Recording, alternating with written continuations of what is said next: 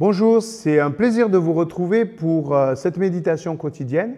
Nous parlons cette semaine de la vie de disciple et nous allons voir la méthode que Jésus emploie pour mettre à son service ses propres ennemis. Paul s'est converti en rencontrant le Christ sur le chemin de Damas. Il allait persécuter les chrétiens et voilà que Jésus lui apparaît en lui disant « Pourquoi me persécutes-tu » Nous voyons que Jésus veut l'atteindre.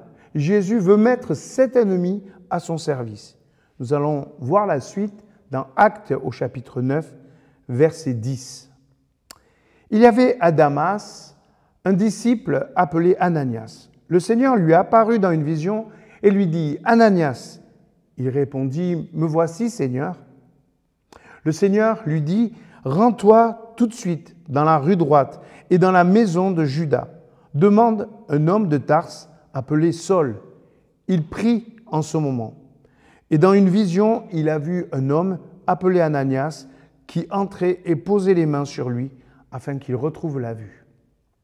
Ananias répondit « Seigneur, de nombreuses personnes m'ont parlé de cet homme et elles m'ont dit tout le mal qu'il a fait à ceux qui t'appartiennent à Jérusalem.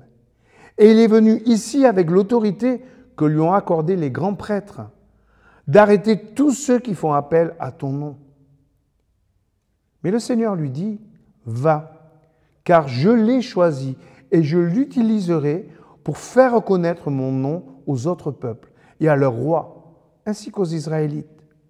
Je lui montrerai moi-même tout ce qu'il devra souffrir pour moi. » Ananias partit, il entra dans la maison, posa les mains sur Paul et lui dit, « Saul, mon frère, le Seigneur Jésus, qui t'est apparu sur le chemin où tu marchais, m'a envoyé pour que tu retrouves la vue et que tu sois rempli de l'Esprit Saint. » Aussitôt, ce fut comme des écailles tombant des yeux de Saul, et il retrouva la vue. Il se leva, il fut baptisé, puis il mangea, et les forces lui revinrent. Dans cette optique, il ne suffit pas de convaincre Paul, mais il faudra convaincre aussi Ananias. Comment lui donner de la compassion pour son persécuteur? Imaginons que Jésus te demande d'aller vers des personnes qui t'ont blessé. Comment réagirais-tu? Reconnaissons que la demande est difficile. Et c'est pourtant bien ce que Jésus te demande, me demande.